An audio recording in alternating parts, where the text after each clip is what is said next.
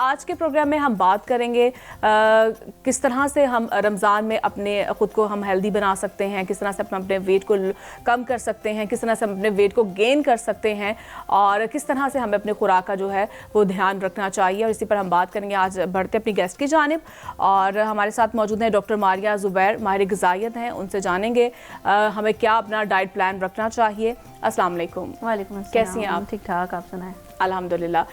मारिया, मुझे ये बताइएगा कि हम नॉर्मली हम देखते हैं, डाइट प्लान पे भी हम बात करेंगे, हम खासतौर पर देखते हैं कि रोज़े के दौरान हमें कमज़ोरी और थकन बहुत महसूस होती है। इसकी क्या वजह होती है? कहाँ पर हम क्या गलती कर रहे होते हैं?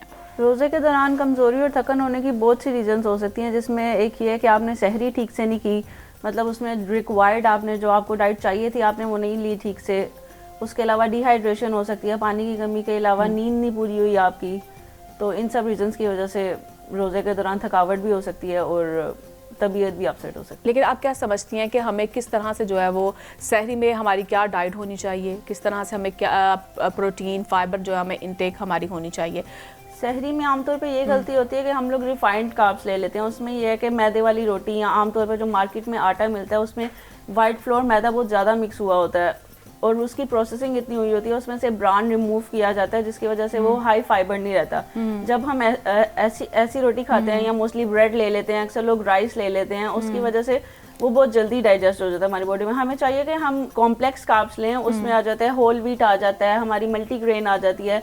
इन चीज़ों में बेसिकली ब्रान इनको जितनी चीज़ कम प्रोसेस्ड होगी वो हमारे लिए उतनी बेनिफिशियल है, क्योंकि उसमें उतना ज़्यादा फाइबर है, वो हमें उतनी ज़्यादा एनर्जी देती है, उतनी देर हमारी बॉडी में स्टे करती है और ज़्यादा फाइबर देती है, जो हमारी डाइजेशन के लिए भी अच्छा है, हमारी गट हेल्थ के लिए ओवरऑल अच्छा है और हमारी बॉडी में ज़्यादा देर स्टे करने की वजह से हमें पूरा दिन वीकनेस से बचाता है। ठीक है। और इस तरह से आपने बोला कि पानी की कमी की वजह से भी आपकी बॉडी जो है वो डिहाइड्रेट हो जाती है, तो किस तरह से पानी की कमी को जो है हम हमारी ये जो थकन को बढ़ाती है, इसके लिए क्या तरीक़ाकार होना चाहिए? कितना हमें पानी जो है वो दिन में पीना चाहिए?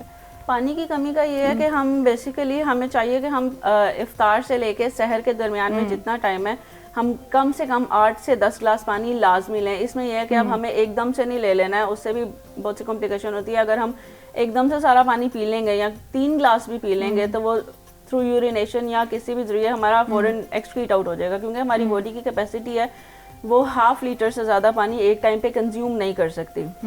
अगर एक्सेस पानी चला जाए तो वो रिलीज हो जाता है ना थ्रू यूरिनेशन।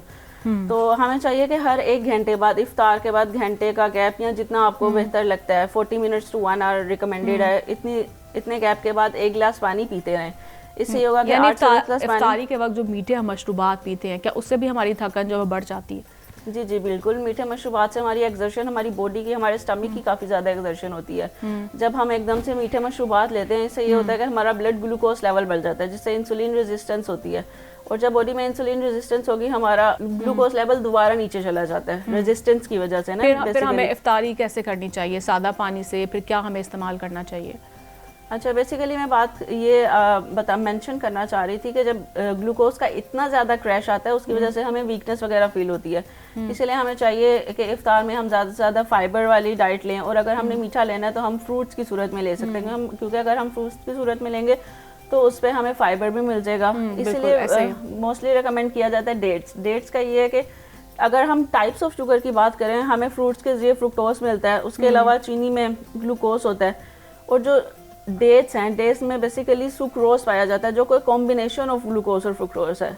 इसलिए जब हम डेट लेते हैं तो वो ज़्यादा देर स्टे भी करता है और डाइजेशन को भी इम्प्रूव करता है।